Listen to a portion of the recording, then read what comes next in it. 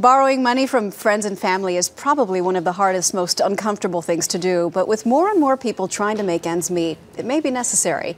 Our financial advisor, Ray Martin, is here to kind of take us through this difficult process. Good morning. Good morning, Maggie. First of all, Ray, do you think it's a good idea to borrow money from friends and family? Well, you look at this versus other options. This is an option of last resort. You want to do this to avoid things like payday loans or pawn shops, or even if it's for a short-term period of time, where you don't want to go to a bank and incur all those fees and process if it's only for a month or two.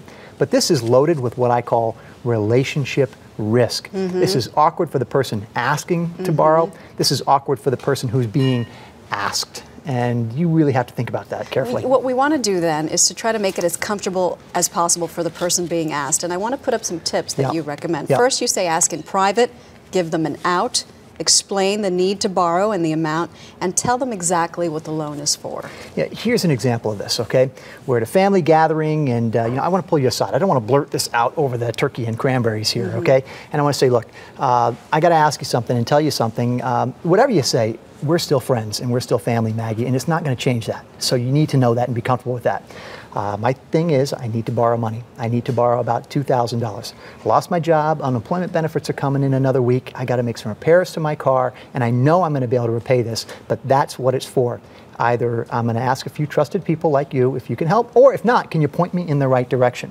But you've done it in telling them it's okay to say no to this, and you don't want to do this at the beginning. But you put them in a position where they feel they can't. Well, you got to say it's okay that you can say no, okay, to the person. You've got to make that clear. And you do this at the end of a family event. You don't let's lay this on somebody at the beginning and kind of ruin the whole family gathering kind of thing, if you will, put that pressure on it. How formal do you make it? Like, do you say, I'll pay you interest, we'll come up with an exact plan for repayment? This has to be a business-like transaction in my view on this. You do charge an interest rate. You have something called a promissory note here. This is a 2-page document that you can get free downloading on the web or from services like Quick and Family Lawyer.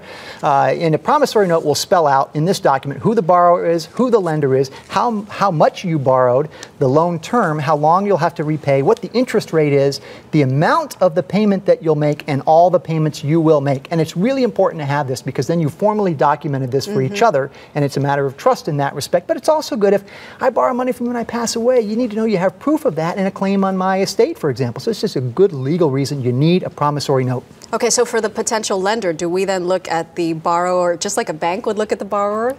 Well, you want to here's what you need to consider. You need to have that promissory note. You need to consider the relationship risk. What if I do loan them money? How will it impact our relationship? What if I say no? How will that impact it? What if they miss payments? How will that? You got to think of all that before you say yes, because you may value the relationship more than this transaction, and that's important.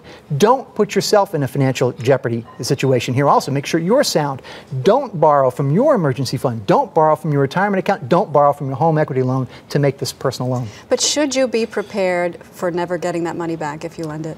Should you be telling yourself that? I think you should. A lot of people say when they lend, they say, look, it's a gift, and if we ever get repaid. And that's a healthy way to look at it, but still make it a business-like transaction with the promissory note and keep it formal in that respect. And for the asker, what if the person you ask says no? They say no.